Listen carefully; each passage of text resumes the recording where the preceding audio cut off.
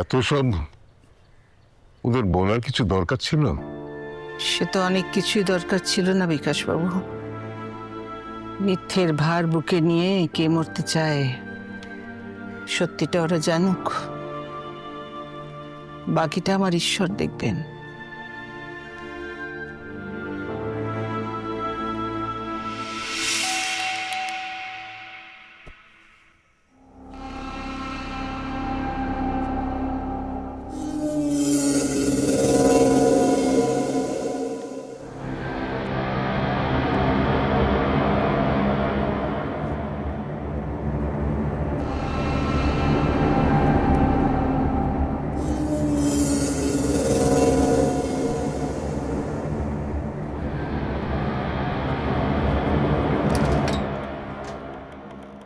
ও বৌদি, বলছি সৌনকদা এসেছে?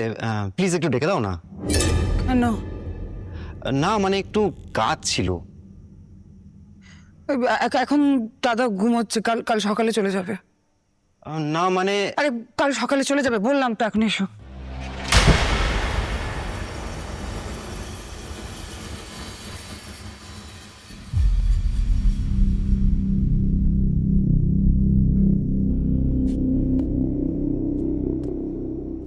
ভাই, কেস তো জমে ক্ষীর।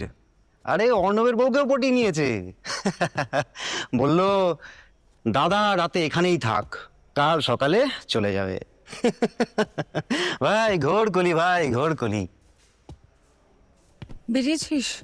এই তো পৌঁছে যাব। আমার না খুব ভয় করছে রে।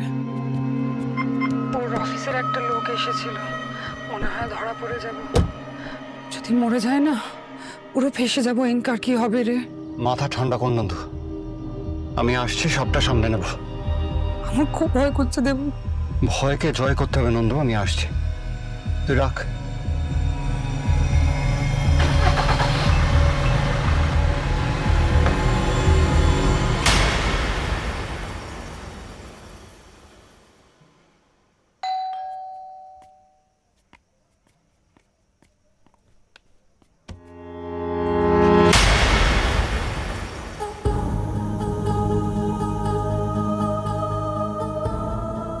বলো দিয়ে এই সময়?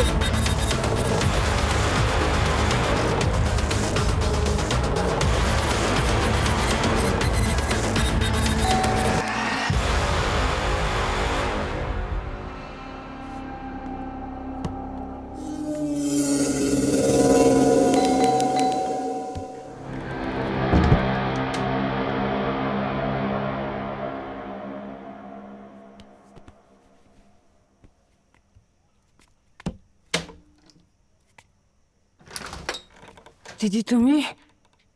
ব্যস্ত ছেলে, না মানে ওই বাড়িতে গেস্ট আছে। হ্যাঁ,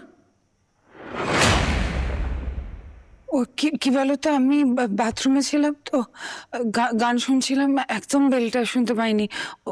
অনেকক্ষণ দাঁড়িয়ে আছো কি? এসো না ভেতরে, এসো।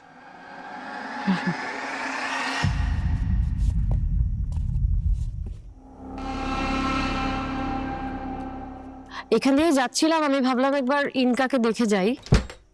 নার্সিংহোমে তো যাওয়ার সময় পাইনি একদম। ইনকা তো ঘুমোচ্ছে। কি হয়েছে? তোমাকে ভীষণ টেন্স লাগছে, কি হয়েছে বলো?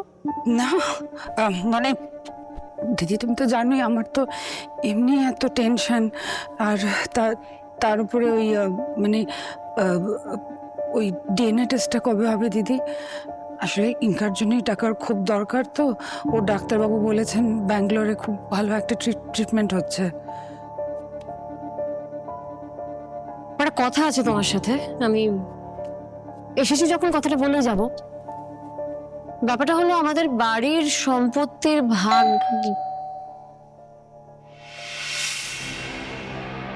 এত রাতে কে? ওই দেবুকে, দেবাশিস একটা ওষুধ ওকে আনতে, আমি দরজাটা।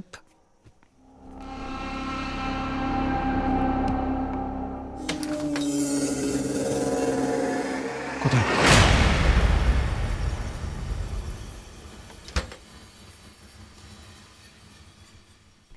আপনি? হ্যাঁ, এত রাতে এই বাড়িতে আপনি ছাড়া আর কেই বা আসবে?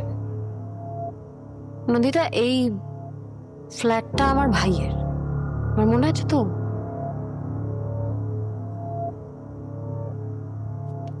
আপনি ভুল ভাবছেন দিদি। আসলে ইনকার একটা ওষুধের দরকার ছিল, তাই জন্য নন্দিতা আমায় ফোন করে ডেকেছে, সেই জন্যই আমি এসেছি। ভুলভাবে দেখালে আমি তো ভুল ভাববই। তা তো কিছু। ওষুধটা কোথায় দেখি? হ্যাঁ? ওষুধটা কোথায়? ওটা তো আনতে পারিনি আসলে। ওই ওষুধটা প্রেসক্রিপশন ছাড়া দেয় না, তাই জন্য ওটাই নিতে এসেছি। এ বাবা, প্রেসক্রিপশনের ছবিটা পাঠিয়ে দিলে অনেক ভালো হতো না? দুবার দুবার করে আসতে হতো না?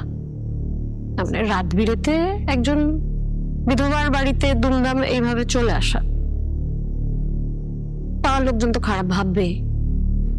আর লোকজন তোমায় খারাপ ভাববে না নন্দিতা, আমাদের বাড়ির বৌমাকে খারাপ ভাববে। রায়বাড়ির বৌমার ইমেজ, মা বেঁচে থাকলে এটা সহ্য করতেন না।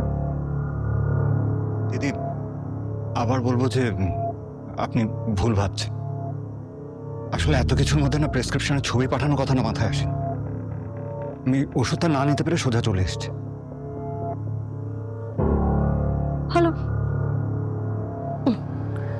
আমি তাহলে একটু ইমটাকে দেখে আসি।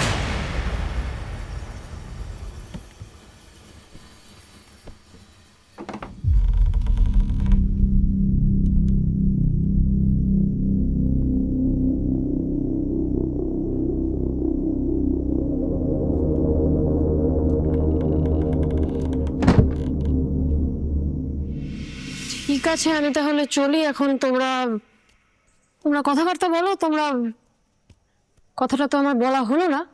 ঠিক আছে, পরে একদিন বলবো না হয়। না না দিদি, হ্যাঁ আপনার কথা বলুন না, আমি তো এমনিতেও বাইরে যাবো ওষুধটা আনতে। প্রেসক্রিপশনটা দেন। না না, বলতে গিয়ে যখন বাধা এলো তখন আজকে থাক, আমি আজকে বলবো না, অন্য আরেকদিন বলবো।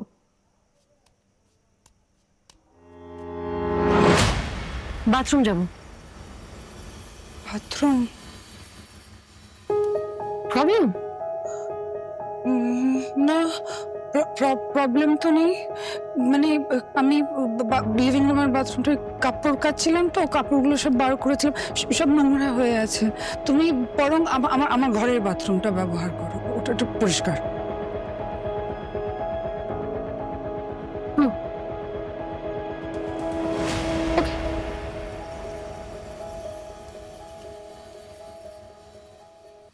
এইখানে কেন এসছে? বললো তো ইনকাকে দেখতে এসেছে, কিন্তু আবার বললো কি কথা আছে সম্পত্তি নিয়ে বোধহয়। কি? কি করে কি জানবো, তুই শুনলি তো, বললো না। আচ্ছা ঠিক আছে, আমি আসি তাহলে। বেশ বাবু, শুনুন না একটু। বলছি যে আপনি তো এখন তার ভরসা, আমরা তো সময় দিতে পারি না একদম। তা আপনি দেখুন যদি এই সমস্যার সমাধান করে দিতে পারেন, মানে যা যা সমস্যা আছে সব যদি মিটিয়ে দিতে পারেন, দেখুন।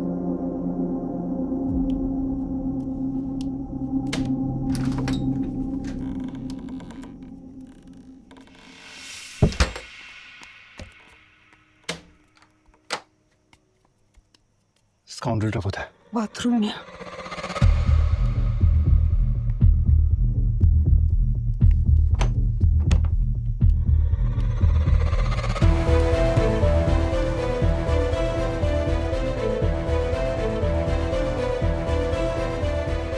কিরে, মরে যাবে না তো? আমার মুখে তুমি মাথা রেখে কাঁদো, আমার মুখে কাঁদো, আমার মুখে।